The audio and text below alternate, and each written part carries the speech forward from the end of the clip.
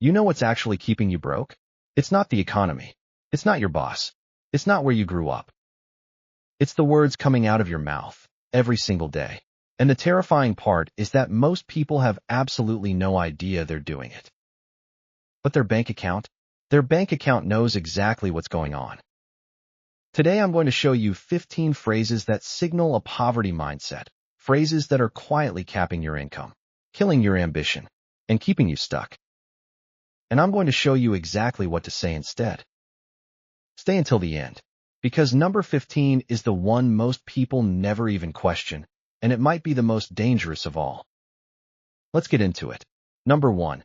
Everything is so expensive. Translation: I have zero control over my income, and even less over my spending. Yes, costs have gone up. That part is true. But here's what nobody tells you.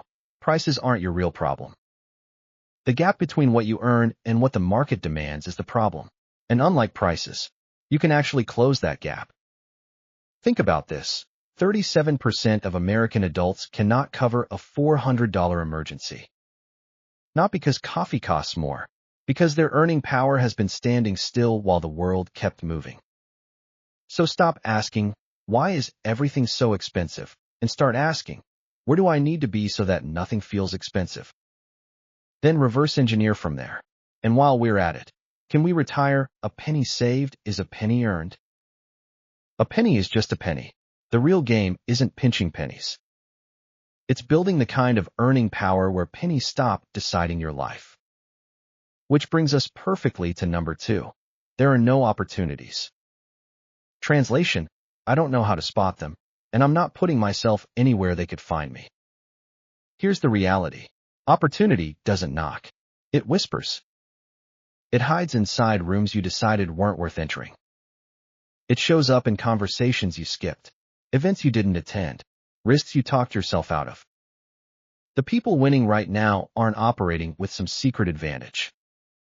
They just show up more consistently, put themselves out there more deliberately, and give luck somewhere to land. Stop waiting for an invitation. Either earn your way into the room or build your own. And if you've ever watched someone else build that room and thought it couldn't work, that's number 3. That'll never work.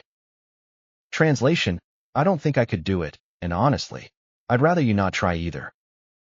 Because here's the dark side of this phrase. It's not really about the idea. It's about protection. If you believe nothing works, you never have to risk being the person who tried and failed. And if someone around you succeeds, it breaks the story you've been telling yourself. The wealthy are often irrationally optimistic, delusionally so. And sometimes, more often than logic would predict, that delusion is exactly what gets them across the line. Before we get to number 4, I want to stop and say something that might make you uncomfortable. How many times have you told yourself, I know exactly what I should be doing, I just don't do it? Because that sentence, right there, is the real problem. Not lack of information, not lack of opportunity. Just the gap between knowing and doing. Knowledge without action isn't wisdom. It's self-sabotage with better vocabulary. Keep that in mind as we go through the next few, because they get more dangerous from here. Number 4. Life is so hard. Translation: I refuse to take real accountability for where I am. Look, life is hard. It's supposed to be. The real question is, who told you it was supposed to be easy? Because that expectation, that things should just work out, is exactly what keeps people stuck when they don't. Life rewards adaptation. It punishes confusion. That's not a flaw in the design. That's how every system on Earth, including evolution itself, actually works. Phrases like, these things always happen to me, or, I'm doing my best, or, this is just how life goes, they sound harmless. But they're exits. They're the moment you stop thinking and start waiting. And if you've ever felt like thinking doesn't matter anyway because the whole thing is rigged, that's number 5. The system is rigged anyway. Translation: I'm too scared to fail, so I'm opting out and calling it wisdom. Yes, the system is uneven. Some people started with more money, better networks, stronger timing, more favorable geography. That is real, and it's worth acknowledging. But here's what's also real. People who started in far worse conditions than you did are ahead of you right now. Not because the system loved them, because they decided to play anyway. Opting out doesn't make you principled. It makes you powerless. And moral superiority, at least I'm not playing that game, doesn't pay your rent. The people playing the game still end up owning the building. Now let's talk about something a little more tangible. Number 6, I'll pay you back when I get paid. Translation, I spend money I haven't earned yet. Every time you say this, you've already sold tomorrow to make today feel less embarrassing. You're playing financial catch-up, and the game is designed so that catch-up players always lose. There's no clever trick here. No life hack. The only way out is through. Stop spending on things you can't afford, and work harder until you're at least one full month ahead.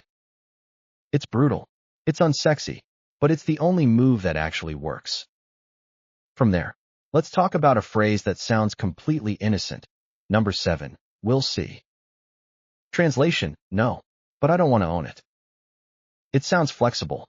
It sounds open-minded, but in most cases, it's just cowardice dressed up as politeness. Because once you say yes or no, you're accountable. You can be held to it. You can fail publicly.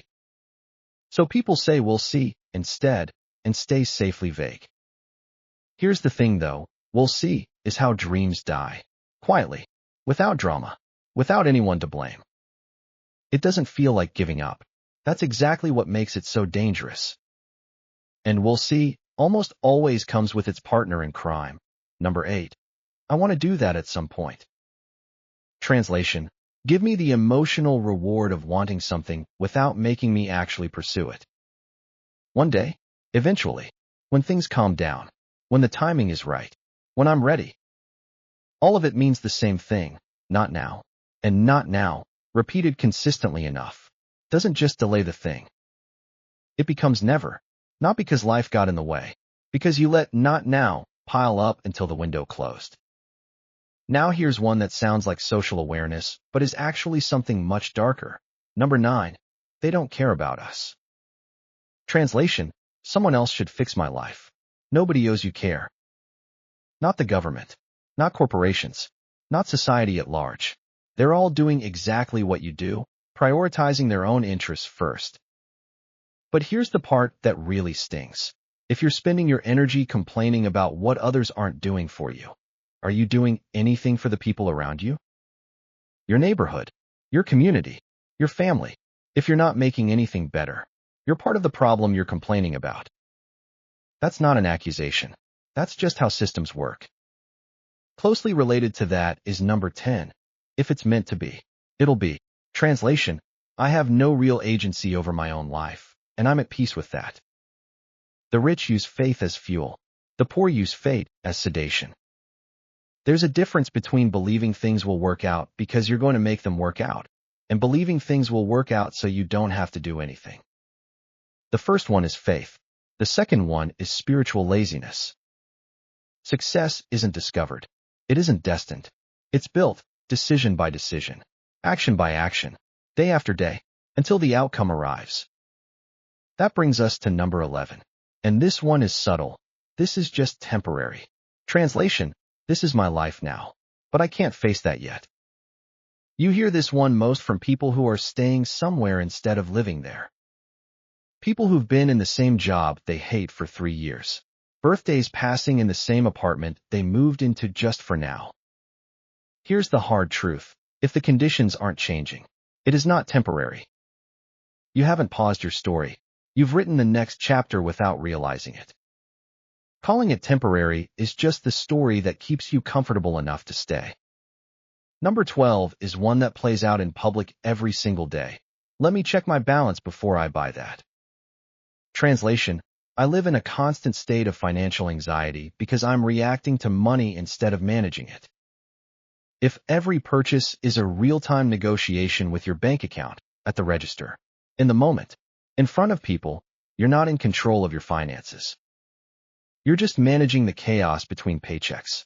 Take a look around you right now. Everything in that room used to be money.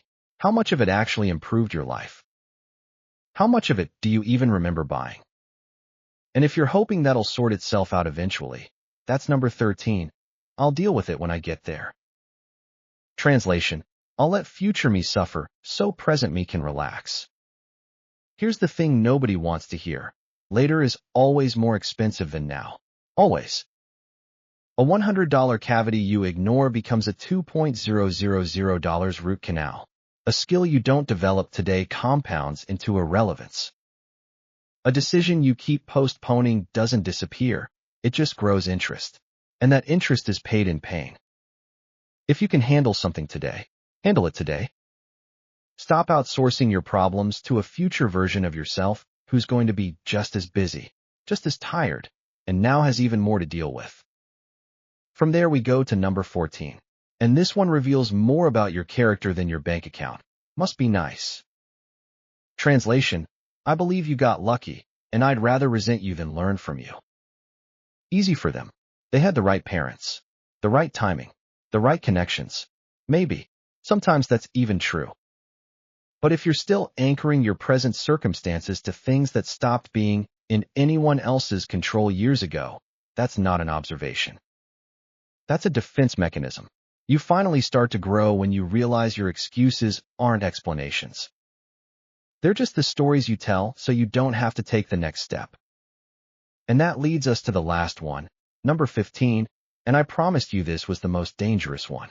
It is. That's just the way it is, and always has been. Translation: I would rather stay in a familiar misery than risk an unfamiliar shot at something better. Because what this phrase is really hiding is fear. Not laziness. Fear. Fear that if things change, you'll be exposed. You'll find out who you really are when the excuses run out. And maybe, that's the terrifying part, maybe it still won't be enough. So you hold on to what you know, even when what you know is hurting you. And the real tragedy? Most of us didn't come up with these phrases on our own. They were passed down, at the dinner table, in the school hallway, in the things our parents said when money was tight and hope felt like a luxury. You inherited a language, and now you get to decide whether to keep speaking it. So, how many of those did you grow up hearing? Drop a number in the comments. I genuinely want to know. Here's your bonus for making it all the way to the end. You can't take it with you. True, but you can use it while you're here. You can build something with it. You can see the world. Take care of the people you love. Change something that matters to you. You can leave it behind in a way that means something. Money is a tool. And leaving a tool in the drawer, and used, untouched, just sitting there, that's the real waste. Go build something. Until next time, take care.